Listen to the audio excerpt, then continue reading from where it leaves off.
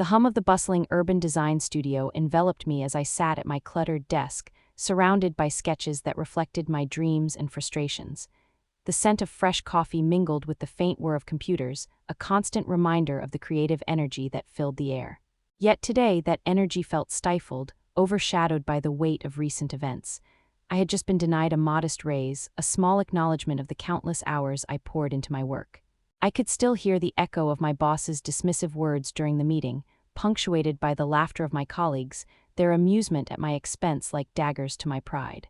"Maybe next time, Elizabeth," he had said, a patronizing smile plastered on his face as he delivered the news. My heart raced with frustration. I wanted to scream, to shake him and demand recognition for my efforts. Instead, I nodded, feeling the heat rise in my cheeks as I forced a smile. I could feel the tension in my shoulders, the way my fingers tapped nervously against the wooden surface of my desk. The laughter that followed felt like a betrayal, a reminder of how easily my hard work could be dismissed. In that moment, as I glanced at my design sketches, inspiration struck me like a bolt of lightning. I couldn't let this setback define me. I would channel my anger and disappointment into something transformative. I envisioned a groundbreaking project, one that would not only showcase my creativity, but also prove my worth to everyone who had doubted me. I took a deep breath, feeling the resolve settle in my bones.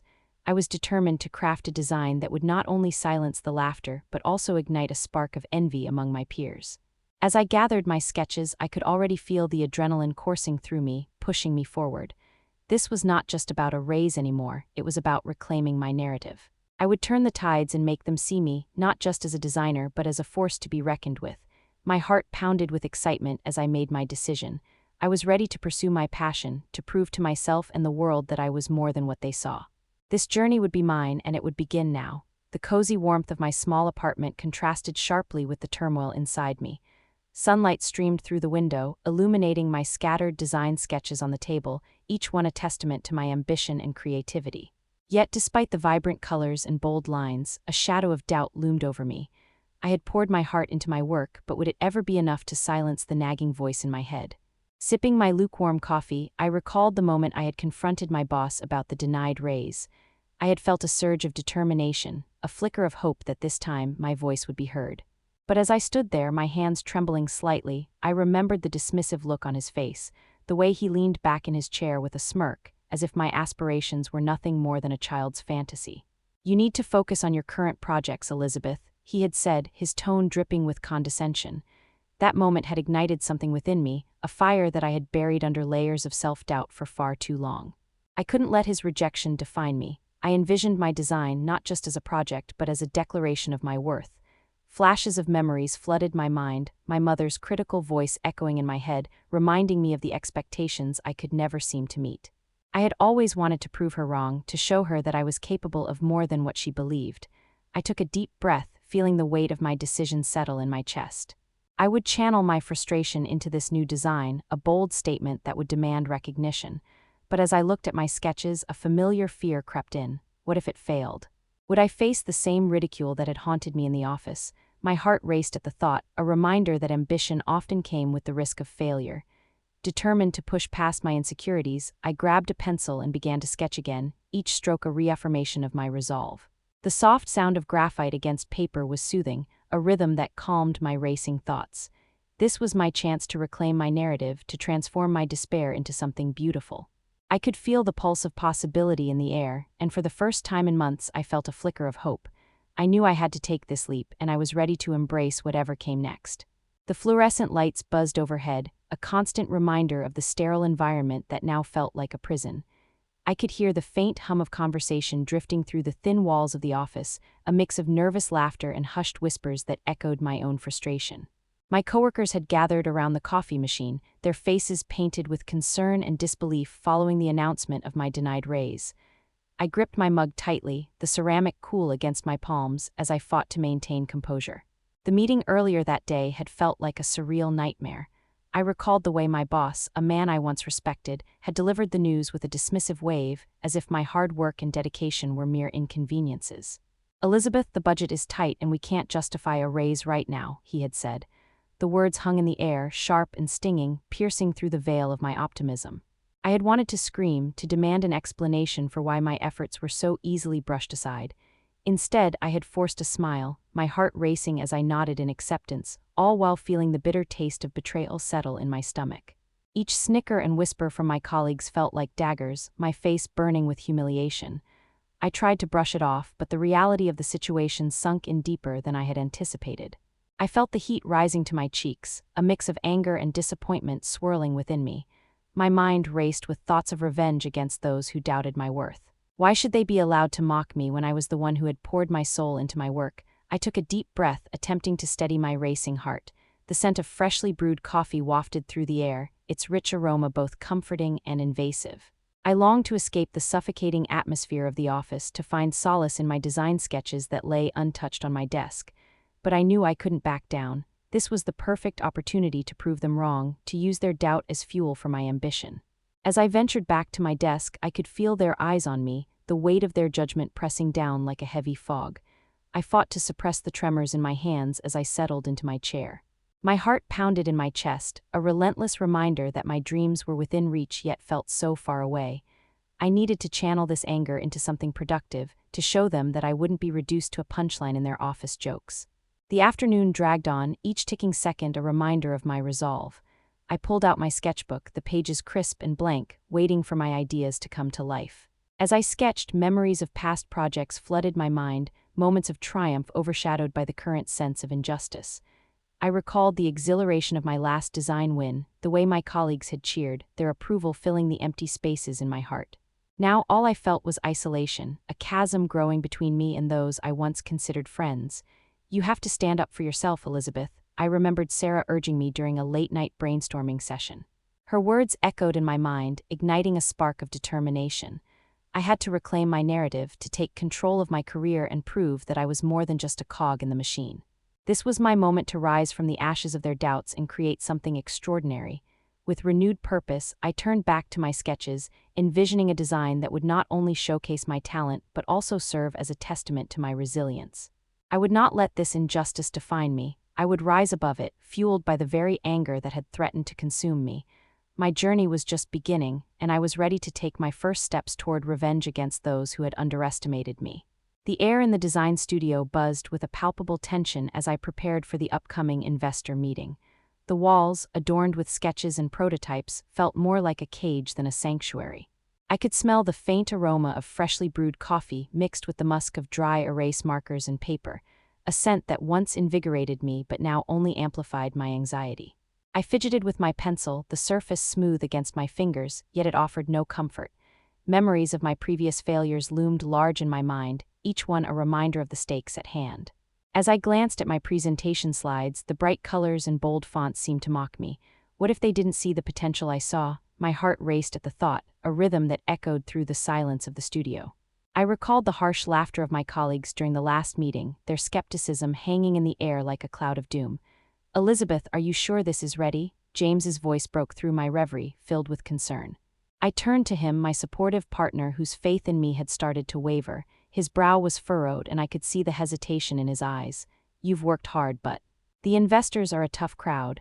I know, but I have to do this. This is my chance to prove them wrong, to show them what I can achieve," I replied, my voice steady but laced with unspoken fear.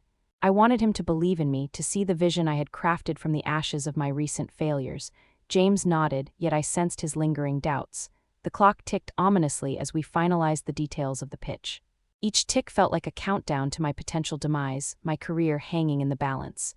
I took a deep breath, inhaling the aroma of possibility mingled with anxiety, reminding myself of the journey that had brought me here. I had faced betrayal, doubt, and despair, but I refused to let those moments define me. As the meeting approached, I felt a flicker of hope amidst the anxiety. I envisioned the investors' faces lighting up at my design, the same way they had during the last exhibition. The memory of their applause surged through me, igniting a fire within my chest. I couldn't afford to falter now. I had to channel every ounce of that energy into my presentation. When we finally entered the conference room, the atmosphere shifted dramatically. The investors sat around a long, glossy table, their expressions a mix of curiosity and skepticism. The fluorescent lights above cast harsh shadows on their faces, making their features appear more intimidating. I could feel my heart thumping loudly in my ears, drowning out the sound of my racing thoughts. I positioned my laptop in front of me, my hands trembling slightly as I clicked through the slides. Each transition felt like a leap of faith, and I could see the investors lean forward, their eyes narrowing as they examined my designs. I spoke, my voice wavering at first, but I steadied myself, recalling my determination. This design not only meets client needs but also pushes the boundaries of sustainability in our industry. As I presented, I noticed the investors exchanging glances, their skepticism palpable.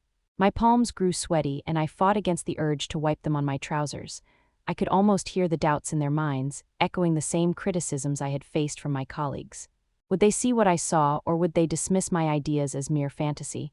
At the peak of my presentation, I felt a surge of confidence pushing through the anxiety. I concluded with a passionate plea for support, my heart racing as I scanned their faces for any sign of approval. Yet as I finished, silence fell over the room, thick and suffocating. I held my breath, waiting for a response, my hope teetering on the edge of despair. Finally, one investor leaned back in his chair, arms crossed, his expression inscrutable. "This is ambitious, Elizabeth, but how do you plan to secure funding?" His words pierced through the silence like a cold wind, and I felt the weight of skepticism crash over me. It was a question I had dreaded, one that sent my mind racing for answers. I took a moment, collecting my thoughts before responding. "I have a detailed plan for securing the necessary backing, and I'm confident that with the right support, we can turn this into a profitable venture." I hoped my voice conveyed the conviction I felt inside, but even as I spoke, doubt crept in. Would they believe in my vision, or was I destined to be met with more rejection? The stakes had never been higher, and the fear of failure loomed like a shadow over my ambition, but I refused to back down. This was my moment to reclaim my narrative, to reshape my destiny, and I would fight for it with everything I had. As I stood in the expansive, open workspace, a dull hum of chatter surrounded me, mingling with the clinking of coffee mugs and the rustle of papers. The walls were painted a calming blue, but tension crackled in the air like static, a stark contrast to the pastel colors that adorned the design boards around us. I could feel the weight of the moment pressing down on my shoulders, my palms slick against the smooth surface of the meeting table. This was my chance to mend the rift that had formed between me and my colleagues, a chance to unite us under a common goal, but it felt as if I was standing on the precipice of a great divide. Before I began to speak, I glanced around the room, searching for familiar faces. Lisa stood with her arms crossed, a defiant expression etched on her features, while others fidgeted in their seats, avoiding my gaze. I took a deep breath, my chest tightening as I recalled the laughter and camaraderie we once shared. It felt like a lifetime ago, overshadowed now by the bitterness that had taken root since the budget cuts. Could I really bridge this gap, or was I destined to be the architect of our discord? "Thank you all for coming today," I started, forcing a smile that felt more like a mask than a genuine expression. "I know that recent decisions have created a lot of uncertainty and frustration within our team, and I want to address that directly." My voice wavered slightly, betraying the anxiety bubbling beneath the surface. I could see Lisa's brow furrow deeper, and I steeled myself against the urge to retreat. I've always valued our collaboration, and I believe that together we can navigate this challenge. We need to find ways to not only recover from the financial hit but also to restore the trust and creativity that defines our team. What can we do to move forward? I paused, allowing the question to hang in the air, my heart racing as I awaited their response. Silence enveloped us, punctuated only by the distant hum of the office. After a moment, one of the junior designers spoke up hesitantly. "Maybe we could brainstorm some alternative strategies for our clients. Show them we're still committed to their needs despite the cuts." The suggestion hung in the air, and I felt a flicker of hope reignite. Perhaps this was the way forward, a path that could lead us back to each other. But then Lisa broke the silence, her tone sharp and unwavering. "What's the point, Elizabeth? You've already shown us how little you value our input. Why should we believe anything will change?" The words struck me like a slap, and I struggled to maintain my composure. I could see the passion in her eyes, a mixture of hurt and anger that mirrored my own insecurities. "I understand your frustration, truly, and I'm here to listen," I replied, my voice softening. "But I need your help. I want to work with you, not against you. This isn't just about me or my decisions, it's about us as a team. We can't let this divide us further." The room remained tense, but I sensed a shift, a subtle crack in the wall of animosity. As we began to discuss ideas, voices gradually rose, and the initial resistance began to soften. I could feel the tension easing, like a weight being lifted from the room, but the specter of doubt still loomed over me. Would this fragile truce hold, or was it merely a facade hiding deeper issues? As we delved into our brainstorming session, I felt a rush of adrenaline. This was what I had yearned for, a chance to reconnect and collaborate. Yet in the back of my mind, I couldn't shake the feeling that I was walking a tightrope, teetering between hope and fear of another fall.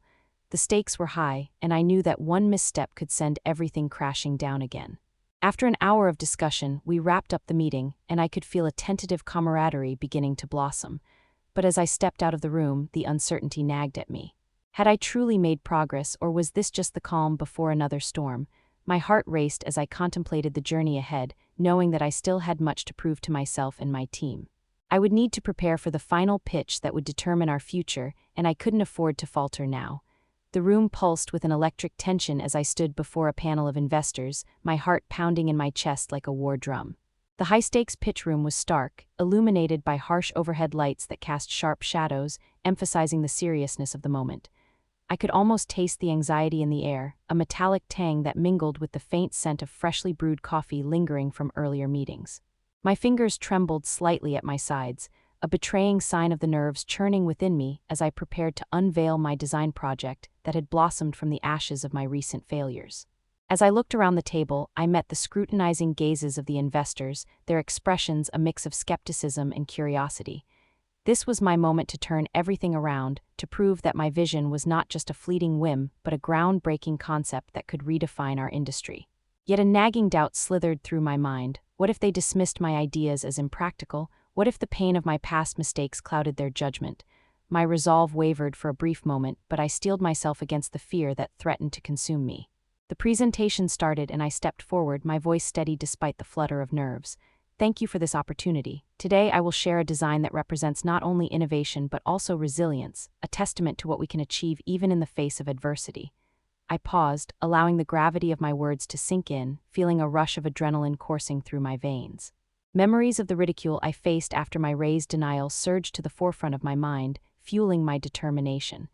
As I progressed through my slides, the visuals came alive, showcasing vibrant designs that danced across the screen. I could see the investors lean in, their interest piqued, and a flicker of hope ignited within me. But just as I began to gain momentum, a voice interrupted, laced with skepticism. This is ambitious, but can you assure us it's feasible? We need numbers, not just dreams. The challenge struck me like a cold wave, and I felt the heat rise to my cheeks. I inhaled deeply, reminding myself of the countless hours spent perfecting every detail, the late nights fueled by caffeine and ambition. I understand your concerns, and I'm prepared to present not only the creative vision but also the financial projections that support it. This design is not just a gamble. It represents a calculated investment into our future success, I asserted, my voice gaining strength as I leaned into the passion that had driven me to this point. As I concluded my presentation, the silence in the room was deafening, a breath held in anticipation. I could see the investors exchanging glances, their expressions inscrutable. My heart raced as I awaited their verdict, the weight of their decision pressing down on me like a heavy cloak. Would they see the potential in my vision, or would they turn away, leaving me once again dangling on the precipice of failure? The night was quiet, the kind of stillness that wrapped around me like a heavy blanket, suffocating yet strangely comforting. I sat in my dimly lit living room, the glow of my laptop illuminating my face, casting shadows that danced on the walls. The faint hum of the refrigerator was the only sound breaking the silence, a reminder of the mundane world outside. My heart raced as I contemplated my next move. I had reached a breaking point, and it was time to channel my frustration into something powerful. I opened a blank document, the cursor blinking expectantly at me, and began to outline a strategy. Each keystroke felt like a declaration of war against the obstacles I faced. My fingers trembled slightly, not just from the weight of my ambitions, but from the fear of failure that gnawed at the edges of my resolve. I had to be meticulous. This was no longer just about proving my worth, it was about reclaiming my narrative. Images of my colleagues' skeptical faces flashed through my mind, their doubt like a poison seeping into my veins. I had to show them that I was more than just a series of mistakes. My plan began to take shape. I would create a compelling presentation for potential investors, showcasing the innovative aspects of my design, elements that had been dismissed in the past. I could almost hear the buzz of excitement that would accompany the unveiling, the thrill of possibilities unfurling before me. With each point I typed, I felt a surge of determination. I envisioned myself standing in front of the investors, their expressions shifting from skepticism to intrigue as I laid out my vision. Would they recognize the brilliance that had been obscured by my previous missteps? I believed they would. But a nagging doubt whispered in the back of my mind. What if they didn't? What if my efforts fell flat, just like my last presentation? My breath caught in my throat, a moment of panic threatening to derail my thoughts. I pushed the doubt away, reminding myself of the stakes. This was my chance to not only salvage my career, but to redefine my identity within the company. I would not allow my past mistakes to dictate my future. The resolve hardened within me, and I dove deeper into the details of my plan. I would gather testimonials from satisfied clients, leverage past successes, and develop a prototype that would wow them. I could see it all coming together, a tapestry woven from threads of determination and creativity. As I sat there, the hours slipping away unnoticed, a sense of clarity washed over me. My plan was more than just a means of revenge. It was a resurrection of my ambitions, a declaration that I would rise from the ashes of my failures. I was ready to take on the world, one calculated step at a time, and nothing would stand in my way. The path ahead was fraught with uncertainty, but in that moment, all I felt was the exhilarating rush of purpose. Before I closed my laptop and turned off the light, I took a deep breath, allowing the gravity of my decisions to settle in. I knew that I was on the precipice of something monumental, and I was determined to leap into the unknown, ready to embrace whatever awaited me on the other side. The pitch room buzzed with a tense energy, the air thick with anticipation, and the faint scent of fresh paint mingling with the aroma of expensive coffee. As I stood at the front, my palms clammy against the cool surface of the podium, I could feel the weight of every eye on me, scrutinizing, judging. The lights overhead were glaring, illuminating the faces of my former colleagues, now my fiercest critics. This was it, the moment I had been preparing for, yet the enormity of it nearly crushed me. I took a deep breath, inhaling the mixed aromas of the room, trying to steady my racing heart. Memories of the countless hours I had poured into this project flooded my mind, each sketch, each late-night brainstorming session a testament to my passion. I recalled the laughter shared with my team, now a painful reminder of how far we had drifted. I had to prove to them and to myself that I was more than just a decision-maker. I was a creator, a visionary. As I launched into my presentation, my voice wavered slightly, but I pressed on, fueled by a fierce determination. What I've designed is not just a product, it's a solution that reinvents how our clients engage with their spaces. This isn't only my vision, it's a collaborative effort reflecting the creativity we all possess, I asserted, trying to inject passion into every word. But the skepticism in their eyes was palpable. Margaret, my mother, leaned back, arms crossed, her expression a mask of disapproval. I could hear the faint whispers of dissent among my peers, an undercurrent of doubt that threatened to drown out my voice. I had expected this, yet my resolve only hardened. I would not falter, I would not be dismissed. "Charlotte, your idea is ambitious, but is it feasible?" one of the investors challenged, his tone dripping with condescension. My stomach churned at the dismissal, but I met his gaze with unwavering confidence. "I understand the risks, but great innovation requires bold moves. This design has the potential to not only meet but exceed our clients' expectations," I countered, my voice gaining strength with each word. I could feel the tide beginning to turn, the energy in the room shifting ever so slightly. The tension coiled tighter as I presented the data supporting my claims, graphs, and visuals illustrating the potential impact. I could see a flicker of interest in some of their eyes, a glimmer of hope. My heart raced as I pushed forward, determined to break through the barriers that had formed. Let's not forget, this is about more than just profit margins. It's about trust, relationships, and the future of our company, I continued, my voice steady despite the internal storm. I felt the rising pulse of adrenaline, the thrill of standing my ground against the tide of skepticism. As the presentation drew to a close, I glanced around the room, searching for signs of acceptance. The silence was deafening, but there was a shift in the atmosphere, a crack in the armor of doubt. I could sense the collective breath being held, and for a fleeting moment I allowed myself to feel hopeful. "This ends with me proving my worth not just to you but to myself," I declared, my words ringing out, filled with fervor. I stood taller, refusing to shrink back under their scrutiny. I had come too far to let this moment slip away. With that declaration hanging in the air, I stepped back, allowing the weight of my ambition to settle among them. I had laid it all on the line, and now it was time to wait for their response, my heart pounding with a mix of anxiety and anticipation. The atmosphere of the celebration was electric, a stark contrast to the tension that had clouded my life mere months ago. As I entered the venue, the warm glow of string lights twinkled above, casting a cozy light over the gathered friends and family. The scent of freshly baked pastries wafted through the air, mingling with the laughter and chatter that filled the room. I felt a wave of relief wash over me. This was a moment of triumph, a testament to my resilience amidst the chaos of the past year. In the midst of the lively gathering, I caught sight of James, his smile brightening the room as he approached me with a glass of sparkling cider. "You did it, Elizabeth. Your project is a game changer," he exclaimed, his eyes sparkling with pride. I could feel the warmth of his support enveloping me, a stark reminder of how far I had come. In that moment, I realized that the sacrifices I made had not only transformed my career, but had also rekindled the bonds I feared I had lost forever. As I looked around, I noticed Lisa chatting animatedly with a group of colleagues, her laughter ringing out like music. It struck me how far we had come from the tension-filled meetings and the disillusionment that had plagued our team. I approached her, my heart pounding slightly with nerves. "Hey, can we talk?" I asked, my voice steady but soft. She turned to me, a hint of hesitation in her expression, but then her smile returned. "Of course, I'm really proud of what you've accomplished, Elizabeth. It's inspiring to see how you turned things around," she said, her sincerity shining through.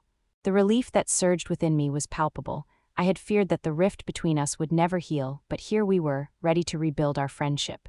The tension that once hung between us began to dissipate like fog under the morning sun. Later, as the evening wore on, I found myself reflecting on my journey. The failures and betrayals had shaped me, teaching me the value of trust and collaboration. I knew I had to continue nurturing these relationships to ensure that the lessons I had learned would not fade into the background. My mother arrived, her presence commanding yet softened by the warmth of the celebration. As she approached me, I felt a mix of apprehension and hope. "Elizabeth, I've been watching you grow through all of this. I'm proud of your determination," she said, her voice surprisingly gentle. The tension of our past conversations hung in the air, but I took a deep breath, ready to confront it. "Thank you, Mom. I know I haven't always made the choices you expected, but I've learned that success isn't just about ambition. It's about the people you surround yourself with. I want to find a balance between our visions," I replied, my voice steady. Her expression softened, and for the first time I felt a glimmer of understanding pass between us.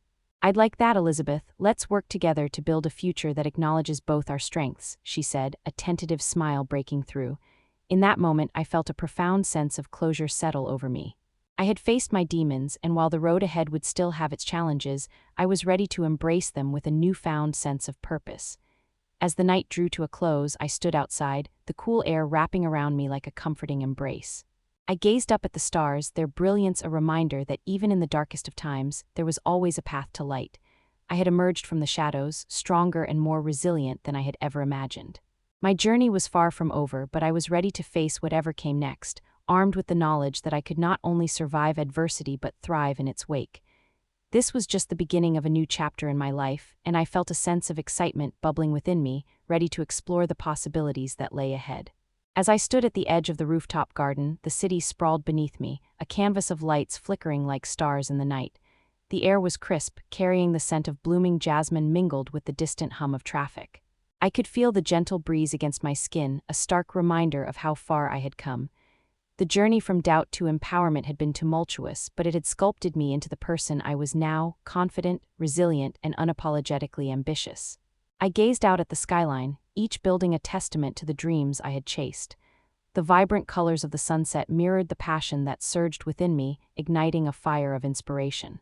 I thought of the countless late nights spent sketching designs, the moments of vulnerability shared with my team, and the hard-won victories that had followed. My heart swelled with gratitude for those who had believed in me, even when I had faltered.